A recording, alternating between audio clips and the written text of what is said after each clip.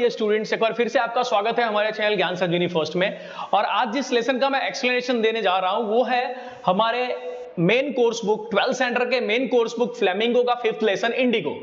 Indigo lesson को लिखा है। इंडिगो एक तरह से हम कह सकते हैं कि ये महात्मा गांधी की जो बायोग्राफी है जिसको लिखा था लुईस फिशर ने, ठीक है, उसका एक एक्सट्रैक्ट है, एक पार्ट के तौर पे लिया गया है। चलिए अब स्टोरी की शुरुआत करते हैं। तो ऐसा होता है कि 1916 में, ठीक है, इंडियन नेशनल कांग्रेस की एक मीटिंग होती है लखनऊ में, और वहां पे लगभग 2301 मतलब 2301 डेलीगेट्स जो है कांग्रेस के वो आए होते हैं, उसमें गांधी जी भी होते हैं। और वहीं पे एक राजकुमार शुक्ला नाम का एक पीजेंट होता है जो कि एक शेयर क्रॉपर के तौर पे काम कर रहा होता है चंपारण में, ठीक है, वो भी वहां पे आए होते हैं। अब वहां पे कोई इनको बताता है, राजकुमार शुक्ला को कोई बताता है कि गांधी जी जो है, ठीक है, एक कह सकते हैं कि बहुत बड़े फ्रीडम फाइटर हैं। ओके, और गांधी जी के बारे में आपको बताओ तो गांधी जी ऑलरेडी एक्सपीरियंस लेके आए थे साउथ अफ्रीका से, जब उनके साथ ट्रेन में कुछ दुर्व्यवहार हुआ था, ठीक है, कुछ बैड बिहेवियर हुआ था वहां के व्हाइट पीपल द्वारा, तो उन्होंने वहां के ब्लैक पीपल के लिए फाइट किया था। Means Gandhi ji has the experience, Gandhi ji experience थे और वो इंडिया आए थे और इंडिया में भी फ्रीडम स्ट्रगल में वो अपना रोल कह सकते हैं कि प्ले कर रहे थे। तो यहां पे ऐसा होता है कि राजकुमार शुक्ला जो है वो गांधी जी से मिलते हैं और बोलते हैं कि हमारे डिस्ट्रिक्ट में, यहां पे बात कर रहे हैं, देखिए गांधी जी के लाइफ में चंपारण सत्याग्रह आपने सुना होगा, तो चंपारण डिस्ट्रिक्ट जो है वहीं से थे राजकुमार शुक्ला। और इनके चंपारण में सिस्टम था, ब्रिटिश लैंडलॉर्ड्स के साथ ये लोग शेयर क्रॉपर्स के तौर पे काम किया करते थे। मतलब वहां के जो पीजेंट्स थे, वहां पे जो खेत में काम करने वाले मजदूर थे, वो ब्रिटिश लैंडलॉर्ड्स के साथ शेयर क्रॉपर्स के तौर पे काम किया करते थे। मतलब इनको अपने लैंड उनका, ये उस पे मेहनत करेंगे और उसमें से शेयर उनको देंगे। तो शेयर क्रॉपर वाला पुराना मेथड चलता रहा था। और इसी एक मेथड के थ्रू इसमें ऐसा था कि एक सर्टेन पार्ट ऑफ लैंड पे, ठीक है, एक सर्टेन पार्ट ऑफ लैंड पे इनको इंडिगो की खेती करनी थी। ठीक है, आपको पता हो तो पहले केमिकल कलर्स नहीं थे, तो उस समय इंडिगो का यूज हुआ करता था कलर के लिए। ठीक है, कलर्स के लिए इंडिगो का यूज किया करते थे, ब्लू कलर के लिए इंडिगो का यूज किया करते थे। ठीक है, और यहां पे चंपारण में ब्रिटिश लैंडलॉर्ड्स जो थे उन्होंने ये रूल बनाया था कि सर्टेन पार्ट ऑफ लैंड जो है, मान लीजिए कि लगभग लैंड का जो 1/3 या 1/4 हिस्सा है, 15 to 20% लैंड का जो पार्ट है, उस पे कंपलसरी फार्मर्स को, वहां के पीजेंट्स को, वहां के शेयर क्रॉपर्स को इंडिगो की खेती करनी है। और इंडिगो के बारे में आपको बता दूं कि इंडिगो जो है वो अच्छा खासा, हम कह सकते हैं कि अगर एक बार आप इंडिगो प्लांट करते हो कोई फील्ड पे, तो सॉइल की अच्छी खासी फर्टिलिटी पावर को खींच लेता है। मतलब कुछ टाइम के लिए हम कह सकते हैं कि जिस जमीन पे, जिस फील्ड में इंडिगो की खेती हुई है, वो फील्ड कुछ टाइम के लिए बंजर हो जाता है। ठीक है, तो ये मैंने आपको इंडिगो के बारे में जानकारी दी। अब बात करते हैं, आगे चलते हैं स्टोरी में। तो ऐसा होता है कि राजकुमार शुक्ला जो है वो गांधी जी से मिलते हैं और इनसे रिक्वेस्ट करते हैं कि आप चंपारण चलिए। गांधी जी चंपारण के बारे में कुछ नहीं जानते थे, इवन जानते भी नहीं थे कि चंपारण नाम का कोई जगह है। अब गांधी जी ने उस समय तो उनको इग्नोर किया, लेकिन बाद में जहां जहां गांधी जी जाते वहां राजकुमार शुक्ला पहुंच जाते। अब ऐसा हुआ कि लगभग आप समझिए कि 1916 से लेकर 1970 तक, 1970 तक, जहां 1917 तक जहां जहां गांधी जी जाते, राजकुमार शुक्ला जो है वहां पहुंच जाया करते थे।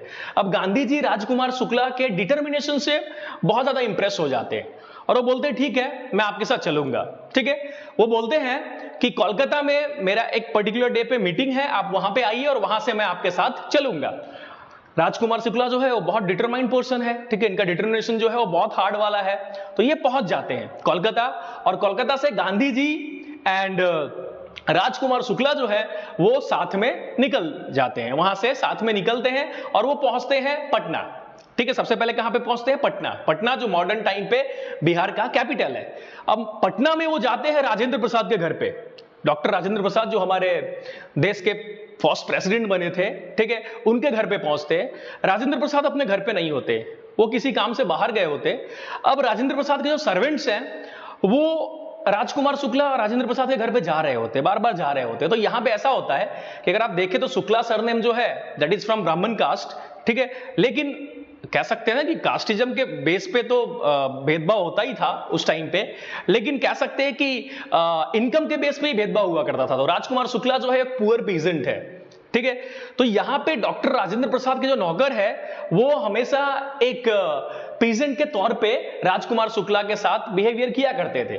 तो जब गांधी जी साथ में जाते हैं राजकुमार शुक्ला के साथ, तो गांधी जी का आपको पता ही है कि उनका जो ड्रेसिंग है, ठीक है, वो एक धोती पहना करते थे और उसी को ऊपर से लपेट लिया करते थे। ठीक है, इसके पीछे भी कारण था। ठीक है, जब वो इंडिया लौट के आए साउथ अफ्रीका से, तो उन्होंने देखा कि हमारे देश की कंडीशन कैसी है।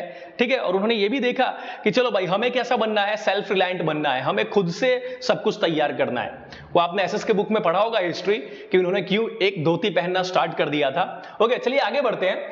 तो यहां पे गांधी जी को भी एक पीजेंट समझ लिया जाता है डॉक्टर राजेंद्र प्रसाद के सर्वेंट्स द्वारा, और गांधी जी को कुएं से पानी निकालना अलाउ नहीं किया जाता है। ठीक है, तो ये भेदभाव था, ये भी गांधी जी दूर करना चाहते थे। चलिए अब आगे बढ़ते हैं। अब गांधी जी ठहरे professionally he was a lawyer. ठीक है, एक वकील थे वो। तो सबसे पहले किसी भी चीज में कूदने से पहले, किसी भी चीज में जाने से पहले उस सारी इंफॉर्मेशन कलेक्ट किया करना चाहते थे। ठीक है, तो कोलकाता से वो पहुंच जाते हैं मुजफ्फरपुर। ठीक है, सॉरी, कोलकाता से नहीं, पटना से वो पहुंच जाते हैं मुजफ्फरपुर। अब मुजफ्फरपुर में उनका एक दोस्त होता है, उनका एक पहचान का इंसान होता है जिनका नाम है प्रोफेसर जेबी कृपलानी। ठीक है, प्रोफेसर जेबी कृपलानी। अब प्रोफेसर जेबी कृपलानी जो है वो अपने स्टूडेंट के साथ गांधी जी का स्वागत करने के लिए मुजफ्फरपुर स्टेशन पे पहुंचते हैं। ठीक है, अब गांधी जी मुजफ्फरपुर पहुंचने के बाद सारी इंक्वायरीज करना स्टार्ट कर देते हैं। मुजफ्फरपुर के जो लोकल लॉयर्स होते हैं उनसे वो मीटिंग करते हैं और पूछते हैं कि क्या है एक्चुअल में चंपारण के जो शेयर क्रॉपर्स हैं, जो पीजेंट्स हैं, उनकी प्रॉब्लम क्या है। तो वहां के वकील उनको बताते हैं कि यहां के शेयर क्रॉपर्स के लिए, पीजेंट्स के लिए हम लोग केस लड़ रहे हैं। ठीक है, और इसके बदले हम इनसे अच्छी खासी फीस भी चार्ज करते हैं। ठीक है, वकील लोग बोल रहे हैं कि हम इनका केस लड़ते हैं और साथ में हम इनसे अच्छी खासी फीस भी चार्ज करते हैं। अब इस बात पे गांधी जी जो है नाराज होते हैं और वकीलों को डांटते हैं कि एक तो पहले से इनकी कंडीशन खराब है और ऊपर से आप लोग हाई फीस चार्ज करते हो। ओके, अब देखिए गांधी जी मुजफ्फरपुर में इंफॉर्मेशन कलेक्ट जब कर रहे होते तो मुजफ्फरपुर के आसपास के जो जितने भी डिस्ट्रिक्ट हैं, चंपारण है, यहां सब जगह के जो पीजेंट्स होते हैं, शेयर क्रॉपर्स होते हैं, उनको पता चल जाता है कि मुजफ्फरपुर में गांधी जी रुके हुए और वो लोग गांधी जी से मिलने आने लगते हैं।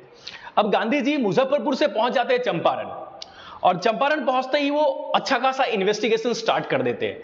चंपारण पहुंचते ही सबसे पहले वो जाते हैं secretary of British landlord association के पास। Secretary of British landlord association के पास जाते हैं और उनसे पूछते हैं। ठीक है, उनसे एक्चुअल में ये सारी इंक्वायरीज करते हैं, लेकिन ये जो सेक्रेटरी है ब्रिटिश लैंडलॉर्ड एसोसिएशन का, वो मना कर देता है कि आप यहां के नहीं हो, आप आउटसाइडर हो, तो हम आपको कोई इंफॉर्मेशन नहीं देंगे। ओके, अब गांधी जी जो है इसके एक और स्टेप आगे जाते हैं और वो ब्रिटिश ऑफिशियल कमिश्नर जो है तिरहुत डिवीजन के, ठीक है, चंपारण जो है वो तिरहुत डिवीजन में आया करता था। ठीक है, तो ब्रिटिश ऑफिशियल कमीशन जो है तिरहुत डिवीजन के, उनके पास जाते हैं और उनसे इंक्वायरी करते हैं। अब जब उनसे इंक्वायरी करते हैं तो तिरहुत डिवीजन का जो ब्रिटिश ऑफिशियल होता है, ठीक है, वो इनको बुली करने लगता है, वो इनको खड़ी खोटी सुनाने लगता है कि आप यहाँ के हो नहीं, हम आपको कोई इंफॉर्मेशन नहीं देंगे, और गांधी जी के साथ मिसबिहेव करता है। मिसबिहेव इन द सेंस बहुत बुरी तरीके से बात करता है। अब गांधी जी जो है और उनको कहता है कि आप यहां से चले जाओ। ठीक है, लेकिन गांधी जी वहां से जाते नहीं हैं। गांधी जी चंपारण के बाद चंपारण का जो कैपिटल है मोतिहारी, वहां पहुंच जाते हैं और मोतिहारी में वो एक अपने कह सकते हैं कि एक वहीं का आदमी जो होता है उनको घर देता है, उसी को ऑफिस बनाते हैं और वहीं पे रुकते हैं। तभी वहां पे ऐसी न्यूज आती है कि आसपास कोई जो पीजेंट है उसके साथ किसी ने मिसबिहेव किया है। ठीक है, उसके साथ दुर्व्यवहार किया गया है और इसलिए ये न्यूज मिलते ही गांधी जी उससे मिलने के लिए पहुंचते हैं। अब जब गांधी जी जा रहे होते हैं उससे मिलने के लिए, तो हाथी पे बैठ के जा रहे होते हैं। तभी क्या होता है कि पुलिस सुपरिटेंडेंट जो है वहां का, उसका मैसेंजर आता है और गांधी जी को बोलता है कि आप उससे मिलने नहीं जा सकते, आप यहां से वापस लौट जाइए, और हाथी से उतार के, ठीक है, अपने पर्सनल व्हीकल में बैठा के गांधी जी को उनके ऑफिस तक जहां वो ठहरे थे वहां पे छोड़ देता है और साथ में एक समन भेजता है। एक समन भेजता है कि आपको आज ही मोतिहारी छोड़ के चले जाना है। अब गांधी जी उस समन का आंसर देते ये लिख के कि I am not going to quit from here. ठीक है, मैं यहां से नहीं जाने वाला हूं, मैं यहां से नहीं जाने वाला हूं। ठीक है, मैं यहां पे पीजेंट्स की, ठीक है, अपने देश के लोगों की हेल्प करने आया हूं, तो मैं यहां से नहीं जाने वाला हूं। अब होता यह है कि गांधी जी जब वहां से जाने के लिए मना कर देते हैं तो उनके नाम पे एक समन आता है और उनके नाम पे समन आता है और उनको बोला जाता है कि आपको कोर्ट में हाजिर होना है। ठीक है, you have to admit in the court the next day, ठीक है, अगले दिन आपको कोर्ट में हाजिर होना है। अब ऐसा होता है कि गांधी जी को जब कोर्ट में हाजिर होना होता है तो वो डॉक्टर राजेंद्र प्रसाद को लेटर लिखते हैं और बाकी जो वकील होते हैं उनको लेटर लिखते हैं और साथ में वो अपने आश्रम पे भी लेटर लिख देते हैं कि ऐसा ऐसा है। अब डॉक्टर राजेंद्र प्रसाद जो है वो अपने पूरे वकील की टीम के साथ वहां पे पहुंच जाते हैं। अब होता यह है कि अभी राजेंद्र प्रसाद को आने में तो कुछ टाइम लगेगा ना, लेकिन गांधी जी को अगले दिन जब कोर्ट में पेश होना होता है तो कोर्ट के बाहर इतने सारे पीजेंट्स, इतने सारे शेयर क्रॉपर्स, इतने सारे फार्मर्स जमा हो जाते हैं कि वहां कोर्ट के ऑफिशियल्स जो है उस क्राउड को कंट्रोल नहीं कर पा रहे थे। लास्ट में उन्होंने गांधी जी की हेल्प मांगी कि आप मेरी हेल्प कीजिए क्राउड कंट्रोल करने में। अब कोर्ट में कह सकते हैं कि प्रोसीडिंग स्टार्ट होती है और जब कोर्ट में प्रोसीडिंग स्टार्ट होती है तो यहां पे गांधी जी मतलब कोई डिसीजन नहीं ले पाता है जज, क्योंकि क्राउड इतनी हैवी थी तो जज कोई डिसीजन नहीं ले पाता है। ठीक है, कोर्ट जो है ठीक है वो 2 घंटे के लिए ब्रेक दे देती है कि 2 घंटे बाद हम फैसला सुनाएंगे। और वो जो 2 घंटे का ब्रेक था, 120 मिनट्स का ब्रेक, उसमें गांधी जी को यह बोला जाता है कि आप जमानत के लिए अर्जी दे दीजिए। ठीक है, आप जमानत के लिए अर्जी दे दीजिए। गांधी जी उस पर मना कर देते कि नहीं, आप अगर मैंने गलती की है, ठीक है मैंने गलती की है, मैंने लॉ को फॉलो नहीं किया है, लेकिन मैंने लॉ किस लिए फॉलो नहीं किया, क्योंकि कुछ गलत हो रहा है जिन लोगों के साथ, ठीक है उनके खिलाफ ये लॉ है, ठीक है उनको सपोर्ट नहीं कर रहा है लॉ, इसलिए मैंने लॉ तोड़ा है। मतलब गांधी जी बोल रहे हैं कि मैं लॉ ब्रेकर नहीं बनना चाहता, ठीक है, but at the same time I want to help my poor peasants, मैं अपने पुअर पीजेंट्स की हेल्प करना चाहता हूं, इसलिए मैं लॉ ब्रेक कर रहा हूं। अब ऐसा होता है कि कोर्ट का माहौल इतना बिगड़ जाता है कि वहां का जज जो है वो कुछ दिनों तक कोई फैसला नहीं देता और साथ में गांधी जी को बोलता है कि आप लिबरल तरीके से चंपारण में, मोतिहारी में रह सकते हो। अब गांधी जी वहां पे रहना स्टार्ट कर देते हैं, तब तक डॉक्टर राजेंद्र प्रसाद और वकील भी आ गए होते हैं। अब गांधी जी ये बोलते हैं उन लोगों को, उन वकीलों को, कि मैं पीजेंट्स के लिए, उनको उनका हक दिलाने के लिए मैं जेल जाने के लिए तैयार हूं। ठीक है, अब वकील आपस में चर्चा करते हैं कि गांधी जी बाहर से आए हुए हैं, ठीक है, और फिर भी ये हमारे लोगों के लिए, अब देखिए वकील जो थे वहां के लोकल थे, वो मुजफ्फरपुर के थे, मोतिहारी के थे, चंपारण के ही थे। तो यहां पे वकील सोचते कि बाहर से आया वो इंसान हमारे लोगों के लिए जेल जाने के लिए तैयार है, तो हम क्यों पीछे हटे। यहां पे सारे लॉयर्स भी तैयार हो जाते कि अगर आप जेल जाते हो तो आपके पीछे पीछे आपके साथ हम भी जेल चलेंगे। अब गांधी जी ने क्या किया, वर्क एलोकेशन स्टार्ट कर दिया, ग्रुप बना के अलग अलग ग्रुप को अलग अलग वर्क दे दिया, अपने आश्रम में भी न्यूज पहुंचा दी कि ऐसा ऐसा हो सकता है, ठीक है मुझे अरेस्ट किया जा सकता है, इस तरह से। अब इस घटना का एक तरह से कह सकते हैं कि इतना ज्यादा दबाव बना ब्रिटिश ऑफिसर्स पे, वहां के ब्रिटिश ऑफिसर्स पे, कि कुछ दिनों बाद एक ऑर्डर आया और उसमें लिखा था कि आपको कोई सजा नहीं होगी, गांधी जी को कोई सजा नहीं होगी। अब गांधी जी ने फ्रीली अपना काम स्टार्ट करना चालू कर दिया। अब यहां पे सर एडवर्ड गेट जो वहां के लेफ्टिनेंट गवर्नर थे, उस समय शायद बंगाल प्रोविंस में बंगाल, बिहार, उड़ीसा ये सब स्टेट आया करते थे, ठीक है, तो वहां के जो लेफ्टिनेंट गवर्नर थे सर एडवर्ड गेट, उनसे मीटिंग की गांधी जी ने और सारा इन्वेस्टिगेशन किया और साथ में एडवर्ड गेट ये कन्विंस हो गए कि हाँ अब इन्वेस्टिगेशन करवाएंगे, और लगभग वहां के जितने भी लैंडलॉर्ड्स थे सब उसमें दोषी पाए गए। अब हुआ ये कि लगभग सर एडवर्ड गेट से गांधी जी की 4 बार मीटिंग होती है और फाइनली जो वहां के, हम कह सकते हैं ना, अब बीच में ये होता है, एक इंसिडेंट मैं आपको बताना भूल गया कि बीच में ये होता है कि इंडिगो की खेती करने के लिए ब्रिटिशर्स ने कहा था, ठीक है, इंडियन पीजेंट्स को, लेकिन तभी जर्मनी में एक तरह से कह सकते हैं कि आर्टिफिशियल इंडिगो की खोज हो गई, ठीक है, मैनमेड इंडिगो की खोज हो गई, और तभी ब्रिटिशर्स ने मना कर दिया। ब्रिटिश लैंडलॉर्ड्स जो थे उन्होंने पीजेंट्स को बोला कि चलो अभी आपको अपने लैंड पे इंडिगो उगाने की जरूरत नहीं है, लेकिन उसके बदले आपको हमें पैसे देने पड़ेंगे। मींस हम आपके जमीन को रिलीज कर रहे हैं कि आपको इंडिगो की खेती नहीं करनी है, लेकिन उसके बदले हमें आपको पैसे देने पड़ेंगे। तो मैं एक तरह से कह सकते हैं कि लैंड उनका और पैसे भी उनसे ही मांगे जा रहे हैं, ठीक है, लैंड पे मेहनत वो कर रहे हैं, लैंड तो चलो ब्रिटिश लैंडलॉर्ड्स का था, मेहनत वो कर रहे हैं और पैसे भी उनसे ही मांगे जा रहे हैं। तो ये एक तरह से कह सकते हैं कि ये बहुत ज्यादा गलत हो रहा था, जिसके खिलाफ गांधी जी लड़ रहे थे। इन्वेस्टिगेशन हुआ और इन्वेस्टिगेशन में फाइनली ये कंक्लूजन आया कि जो लैंडलॉर्ड्स हैं उनकी गलती है, और फाइनली जो ब्रिटिश लैंडलॉर्ड एसोसिएशन था, ठीक है, वो जो है वो पेमेंट करने के लिए रेडी हो गया, ठीक है, ब्रिटिश लैंडलॉर्ड एसोसिएशन जो है वो पहले पेमेंट मांग रहा था पीजेंट से। अब इन्वेस्टिगेशन में वही लोग दोषी पाए गए और इन्होंने पेमेंट देने के लिए तैयार हो गए, ठीक है, गांधी जी से पूछा गया कि आपको जो भी पेमेंट है उसका कितना चाहिए, तो गांधी जी ने बोला हमें 50% पेमेंट चाहिए। ठीक है, तो वहां पे जो ब्रिटिश लैंडलॉर्ड एसोसिएशन था उन लोगों ने बोला कि हम 50% तो नहीं 25% पेमेंट कर पाएंगे। गांधी जी तुरंत इस बात पे भी रेडी हो गए। गांधी जी इसलिए रेडी हुए कि पहली बार ऐसा हुआ कि एक तरह से कह सकते हैं कि ब्रिटिश रूल उस समय फुल फ्लंग में था। ठीक है, और वो लोग किसी के सामने झुकने के लिए तैयार नहीं थे, लेकिन पहली बार ऐसा हुआ कि ये जो आंदोलन था, इसका एक तरह से कह सकते हैं कि सिविल डिसओबीडियंस मूवमेंट जो गांधी जी ने स्टार्ट किया था, तो चंपारण मूवमेंट, चंपारण आंदोलन जो था वो पहला आंदोलन था जो सक्सेसफुल हुआ।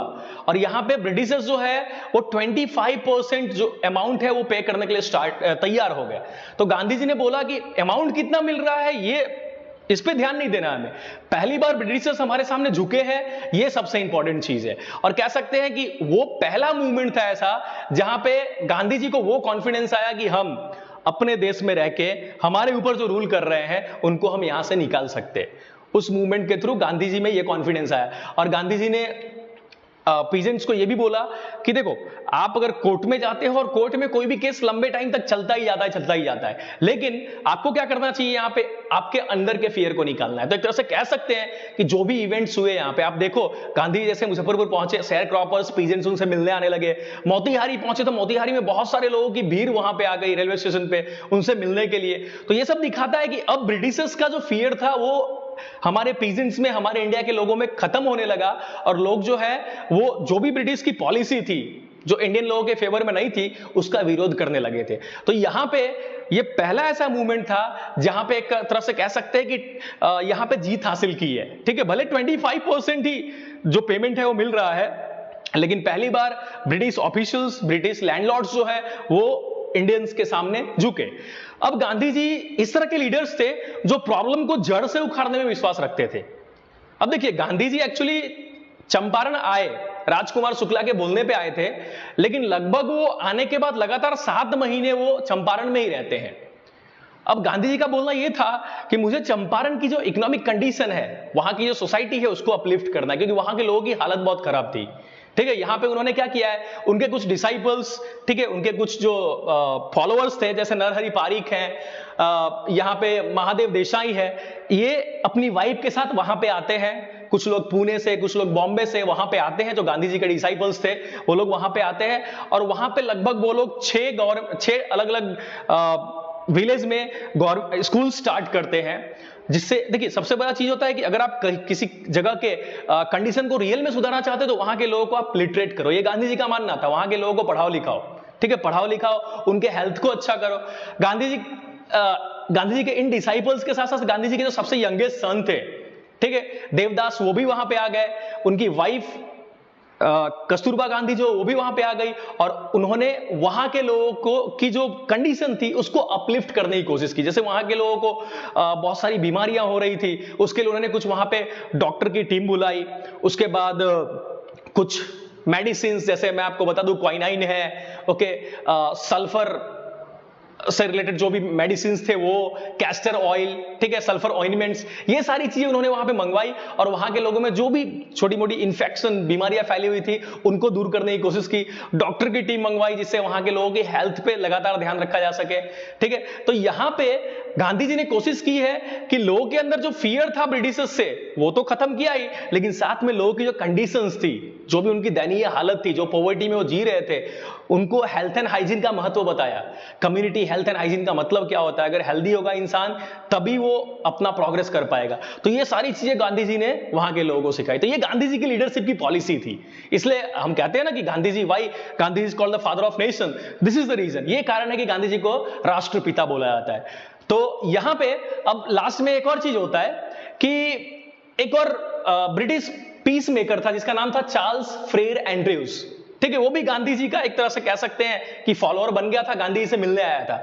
तो गांधी जी के आसपास के जो लोग हैं वो गांधी जी को बोलते हैं कि क्यों ना हम इसकी हेल्प ले ले। ठीक है, जैसे ब्रिटिशर्स की पॉलिसी क्या थी कि इंडियन किंग्स पे रूल करना है, इंडियन किंग्स को उनके थ्रोन से हटाना है, तो उसके ही नजदीकी लोगों का सहारा लेके उनको हटा दो।